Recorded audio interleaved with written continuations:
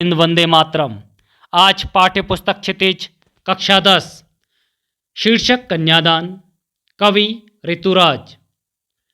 आइए सर्वप्रथम इसका सस्वर वाचन करेंगे, तत्पश्चात इसका कठिन शब्दार्थ सहित सरल और बोधगम्य रूप से व्याख्यान समझेंगे।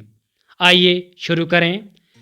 कितना प्रामाणिक था उसका दुख, कितना प्रामाणिक था उसका दुख, लड़की को दान में देते वक्त जैसे वही उसकी अंतिम पूंजी हो।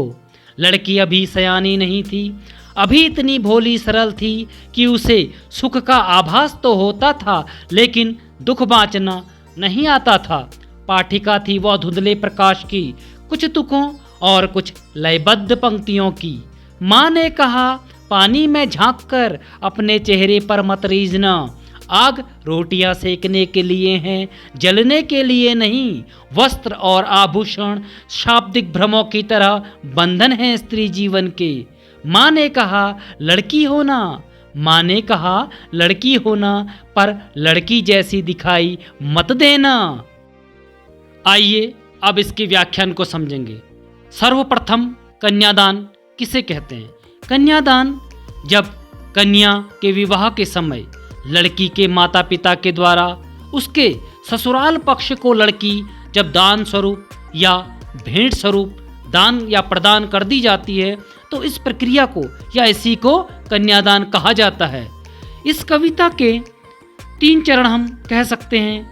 पहली की पंक्तियों में, प्रथम या शुरुआत की पंक्तियों में कवि यह बताने का प्रयास करते हैं कि माँ जब अपनी बेटी का कन्यादान अर्थात विवाह करती है तो उस समय उसे किस प्रकार का दुख या कितना दुख होता है, यह बताने का प्रयास कवि द्वारा किया है। फिर मध्य भाग में कविता के कवि यह बताने का प्रयास करते हैं कि लड़की का स्वभाव माँ की नज़र में कैसे होता है या किस प्रकार का उसका स्वभाव बेटी का होता है, उस कवि ने बताने का प्रयास किया है। और अंतिम पंक्तियों में कवि यह बताने का प्रयास करते हैं कि माँ बेटी को समझाती है कि ससुराल में उसे किन किन बातों का ध्यान रखना है। आइए अब पंक्तिवार पंक्ति इस कविता की व्याख्यान को समझेंगे। कितना प्रामाणिक था उसका दुख, लड़की को दान में देते वक्त जैसे वही उसकी अंतिम पूंजी हो। कवि इन पंक्तियों में यह बतलाता है कि एक माँ के लिए जब उसकी पुत्री का विवाह होता है तो उस समय उसके लिए वह दुख प्रामाणिक अर्थात सत्य या हम कह सकते हैं वास्तविक होता है।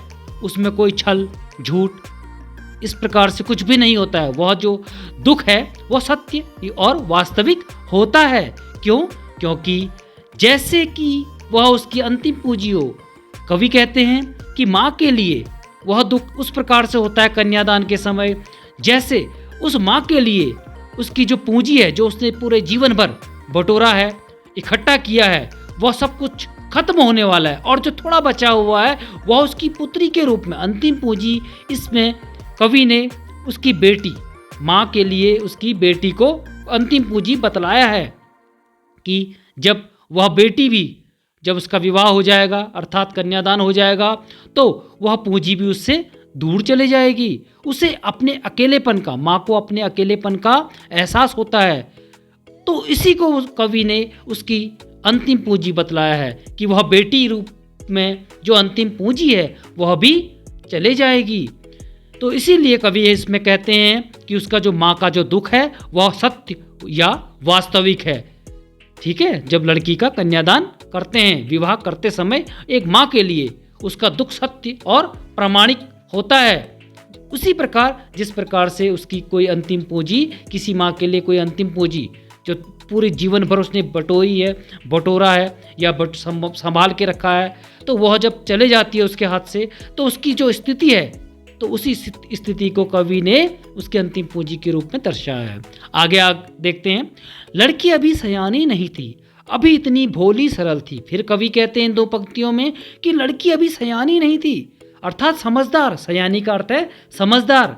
उसे अभी समझ नहीं थी इस दुनिया की और अभी वह क्या है, भोली है और सरल है। अभी उसका जो स्वभाव के बारे में बताया है बेटी के, कि वह भोली है, उसके अंदर छल प्रपंच, दुनिया के जो छल प्रपंच हैं उनके बारे में उसको जानकारी नहीं है, और वो सरल है, उसका स्वभाव बहुत सीधापन है उसके अंदर। तो इस प्रकार से एक माँ, और वो होता भी है, एक माँ के लिए जो उसके बच्चे हैं, चाहे लड़का लड़की जो भी है, तो वो क्या सीधे और सरल ही होते हैं। ठीक है, तो इसी प्रकार कवि कहते हैं कि जो माँ के लिए जो लड़की क्या है, वो अभी सयानी नहीं हुई है, वो समझदार नहीं हुई है, उसने दुनियादारी नहीं देखी है कि दुनिया में अच्छा भी है तो बहुत बुरा भी है, और वो क्या है, उसका स्वभाव भोली है, लड़की भोली है और सरल है, सीधी सादी है। आगे कि उसे सुख का आभास तो होता था लेकिन दुख बाँचना नहीं आता था। फिर कवि कहते हैं कि माँ को ऐसा एहसास होता है कि जो उसकी बेटी है, जिसका कन्यादान होने वाला है या वो करने वाले हैं, उसे सुख का आभास अर्थात उसे एहसास महसूस तो होता था कि सुख क्या है, अर्थात उसे हंसना, खेलना, खुशियां मनाना।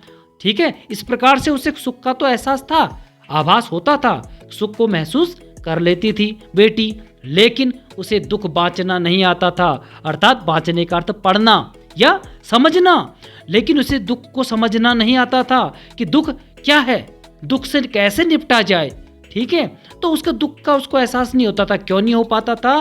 क्योंकि दुख जब भी उसके जीवन में आते रहे हैं उस समय, तो उसकी माँ, वो अपने माता पिता के साथ उसने बांटा है, उसने अकेले में अपने दुख को नहीं बांटना उसे आता है। क्यों? क्योंकि वह अपने माता पिता के साथ रही है बेटी, तो जब भी उसे दुख हुआ कि माँ मुझे इस प्रकार से समस्या या ये परेशानी हो रही है, तो माँ ने उसको उसका समाधान बता दिया, तो निवारण हो गया। लेकिन अब वह क्या है, उस कन्यादान के बाद ससुराल चले जाएगी, अब वहाँ पर उसको कोई इस प्रकार से समझाने वाला, उसको राह दिखाने वाला शुरुआत में नहीं होगा। तो माँ इसी बात से कहती है कि उसको सुख का तो आभास था, क्योंकि उसने हंसना, खेलना, कूदना, इस प्रकार से उसको सब कुछ समझ में आता था, लेकिन जब दुख आता था तो वो अपने माता पिता के बगैर उसे दुख को कभी बांटा नहीं था। तो माँ चिंतित है कि अब जब बेटी की शादी हो जाएगी, उसका विवाह हो जाएगा, तो वह किस प्रकार से अपने दुख को बाँचेगी, अर्थात उन दुखों को कैसे समझेगी, कैसे बांटेगी। ठीक है, आगे पाठिका थी वह धुंधले प्रकाश की, कुछ तुकों और कुछ लयबद्ध पंक्तियों की। फिर कवि कहते हैं कि अब पाठिका थी वह, देखो बच्चों ध्यान से समझना इन पंक्तियों को। अब एक कवि के लिए और या बेटी के लिए कवि यह बताने का प्रयास करते हैं कि एक माँ के लिए उसकी बेटी उसी प्रकार से है जिस प्रकार से कोई पढ़ने वाला, पाठिका अर्थात पढ़ने वाला, जैसे किताब या कोई बाल बच्चा पढ़ने वाला, उसी प्रकार से जिस प्रकार से कुछ तुक और लयबद्ध पंक्तियों की, कविता की कुछ तुकों या लयबद्ध पंक्तियां होती हैं, तो उस कविता को पढ़ तो लेती थी, किसमें? धुंधले प्रकाश में, अर्थात धीमे धीमे प्रकाश में उसे तुक और लयबद्ध पंक्तियां कविता की पढ़ तो लेती थी। वह उस प्रकार से पाठिका थी, पढ़ने वाली थी, लेकिन उसी प्रकार से उसको ज्ञान नहीं था कि जीवन में क्या है। वह सुख तो जान लेती थी, लेकिन उसको दुख बाँचना नहीं आता था। अर्थात पाठिका तो थी, पढ़ने वाली थी, वह क्या है, धीमे प्रकाश में कविता को पढ़ तो लेती थी, उन पंक्तियों को पढ़ तो लेती थी, लेकिन उन पंक्तियों के जो भाव है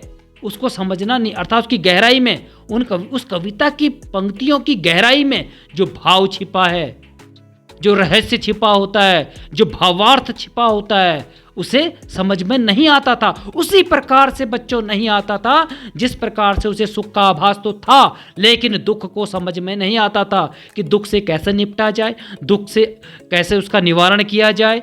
ठीक है, तो ये उसको ज्ञान नहीं था।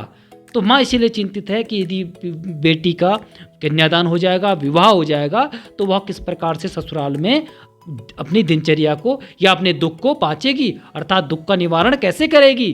ठीक है, तो इस प्रकार से एक माँ चिंतित है अपनी पुत्री के लिए, और उसके स्वभाव के बारे में बतलाती है माँ कि वो क्या है, भोली है, सरल है, और वो अभी तक सयानी अर्थात समझदार नहीं हुई है। आगे देखेंगे बच्चों। माँ ने कहा पानी में झांककर अपने चेहरे पर मत रीझना। फिर इन पंक्तियों में कवि कहते हैं कि माँ चिंतित है, माँ अपनी बच्ची को सीख देती है, ज्ञान दे रही है, बतला रही है कि उसे किस प्रकार से ससुराल में रहना है। माँ कहती है कि पानी में झांक कर अपने चेहरे पर मत रीझना। रीझना का अर्थ है प्रसन्न होना, मुग्ध हो जाना। कहीं ऐसा ना हो कि ससुराल में जाओ और तुम्हारी कुछ लोग ससुराल वाले कुछ प्रशंसा कर दें, तारीफ कर दें और तुम उसमें रीझ जाओ, प्रसन्न हो जाओ कि मैं तो इतनी सुंदर हूँ। तो इस प्रकार से मत करना।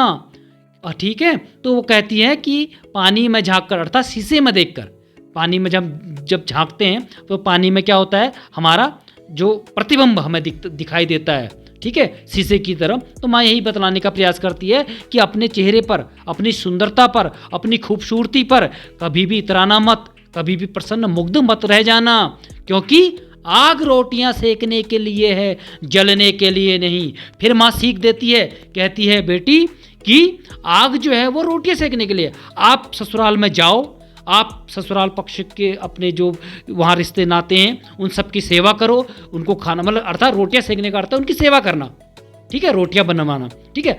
आप क्या सेकने के लिए, उनकी सेवा भाव सब करो, लेकिन जलने के लिए नहीं। सावधान रहना, क्योंकि कभी कभार क्या होता है, बहुत सारे भारतवर्ष में ऐसे बहुत सारे प्रकरण रहे हैं कि जब दहेज प्रथा, दहेज लोभियों ने दहेज के कारण अपनी पुत्रवधुओं या फिर लड़कियों का जो क्या है उनको आग में झोंक दिया था, जला दिए थे। तो इस प्रकार से बहुत सी घटनाएं रही हैं। तो उन्हीं को सचेत करती है माँ, सचेत करती है अपनी बेटी को कि आग है रोटी सेकने के लिए, अर्थात रोटी वोटी बनवाओ, अर्थात आप सेवा भाव सब कुछ करो, ठीक है, लेकिन ध्यान रखना, समझदारी दिखाना और मुग्ध मत रहना, प्रसन्न मत रहना कि कहीं ऐसा ना हो कि आपको जलने के लिए अर्थात आपके साथ कुछ अन्याय न हो जाए, अत्याचार न हो जाए, ठीक है, अर्थात जलाने की बात कर रहे हैं, ठीक है, कोई इस प्रकार से घटना ना घट जाए, तो इसका ध्यान रखना। फिर कवि कहते हैं, वस्त्र और आभूषण शाब्दिक भ्रमों की तरह बंधन है स्त्री जीवन के। फिर माँ सीख देती है कि बेटी ध्यान रखना, जो वस्त्र और आभूषण, आप ससुराल जाओगे तो आपको अनेकों बहुत ही महंगे महंगे वस्त्र देंगे, साड़ी जो भी हैं, विभिन्न प्रकार के जो कपड़े, आभूषण और आभूषण प्रदान किए जाएंगे, ठीक है। आभूषण का श्रृंगार के जो होते हैं संसाधन, उन्हें आपको दिया जाएगा, बहुत महंगे महंगे। तो उनसे ये क्या है, माँ कहती है कि ध्यान रखना, दे तो देंगे आपको, लेकिन ध्यान रखना इस भ्रम, वो क्या है, सब ये शब्दों की तरह एक प्रकार से भ्रम है, ठीक है। तो इस भ्रम में मत रहना, धोखे हैं, क्योंकि इन धोखों के पीछे, इन भ्रमों के पीछे क्या, वस्त्र और आभूषणों के पीछे एक बंधन है, जो स्त्री जीवन के लिए क्या बन जाता है, एक प्रकार से बंधन, उसमें बंध जाती है स्त्री। कहीं इसकी आड़ में ऐसा ना हो कि आपको सुंदर सुंदर वस्त्र दिए जाएं, महंगे महंगे आभूषण प्रदान कर दिए जाएं, लेकिन उसकी आड़ में कहीं ऐसा ना हो, ध्यान रखना, कि आपके साथ अत्याचार हो जाए, अन्याय हो, आपका शोषण हो जाए, ठीक है। तो इस चीज से आप क्या करना है, आपको सावधान रहना है। तो माँ अपनी पुत्री को सीख देती है, कब, कन्यादान के समय, ठीक है, उससे अर्थात जब उसका विवाह होता तो उससे पहले उसको सीख दे रही है कि आपको किस प्रकार से ससुराल में रहना है, क्या करना है, क्या नहीं करना है, किन चीज़ों से सावधान रहना है, क्या अपने ससुराल पक्ष के लिए समर्पण करना है, तो सब कुछ बतला रही है, ठीक है। फिर अंतिम पंक्तियाँ, माँ ने कहा लड़की होना पर लड़की जैसी दिखाई मत देना। फिर माँ कहती है कि लड़की तो होना, अर्थात लड़की होने का अर्थ है कोमलता, आप अपने जो गुणों में कोमलता लाना, सहनशीलता रखना, ममता रखना, ठीक है, और बड़ों की आज्ञा का पालन करना। लड़की होने का अर्थ यह है, आप ये सारी गुणों को रखना बेटी, लेकिन लड़की जैसी दिखाई मत देना। लड़की जैसी दिखाई का अर्थ हम ये भी कह सकते हैं कमजोर। लड़की को प्राय समाज में, पुरुष प्रधान समाज में मान लिया जाता था, कि अब तो नहीं है, लेकिन ऐसा मान लिया जाता था कि लड़की थोड़ा कमजोर है। तो क्या है, कमजोर मत दिखलाई देना। क्यों? यदि थोड़ा सा भी कमजोरी इंसान को लगती है तो वो शोषण करने लग जाता है, दबाने लग जाता है, अन्याय भी हो सकता है। तो इन चीज़ों को लड़की जैसी मत दिखाई देना। आप गुणों को रखना, अर्थात कोमलता को रखना, सहनशीलता, ये बहुत गुण होते हैं, ठीक है। एक लड़की में, एक नारी में बहुत से गुण होते हैं, अनेकों गुण होते हैं। तो उन गुणों को तो रखना, लेकिन उन गुणों की वजह से कहीं तुम्हारे साथ अन्याय ना हो, ठीक है, अत्याचार ना हो जाए, उस चीज के लिए हमेशा सावधान करती है माँ अपनी बेटी को, ठीक है। तो उस अन्याय और शोषण के विरुद्ध उसे जगाने का प्रयास करती है कि कहीं ऐसा ना हो कि आपको वस्त्र दिए जाए, आभूषण दिए जाएं, ठीक है, उनकी आड़ में आपके साथ शोषण हो, अन्याय हो जाए, कुछ गलत करने का प्रयास हो, ठीक है, और ससुराल पक्ष में आप क्या सेवा भाव करो, ठीक है, लेकिन आग से सावधान रहना, अर्थात आग से सावधान का अर्थ है कि सावधान रहना, कहीं वहाँ पर क्या होता है कि कभी कभार इस प्रकार से दहेज लोभ भी क्या है आपके साथ दुर्घटना भी कर सकते हैं। तो इन चीज़ों से हमेशा, और ससुराल पक्ष में कभी भी अपना ध्यान रखना कि अपने जो मुग्ध मत रहना अपनी सुंदरता पर, ठीक है, अपनी खूबसूरती पर कभी मुग्ध मत रहना, रीझना मत, प्रसन्न मत रहना, और सावधान रखना अपने को हमेशा सावधानी पूर्वक वहाँ पर रहना। तो इस प्रकार से अनेकों उदाहरणों के साथ माँ अपनी बेटी को समझा रही है और सीख दे रही है कि किस प्रकार से वह ससुराल में रहेगी। आशा करता हूँ कि यह कविता आसानी से आपके समझ में आ गई होगी, और नहीं भी आई है तो एक दो बार अवश्य वीडियो को देखें। और आज के लिए धन्यवाद। जय हिंद, वंदे मातरम।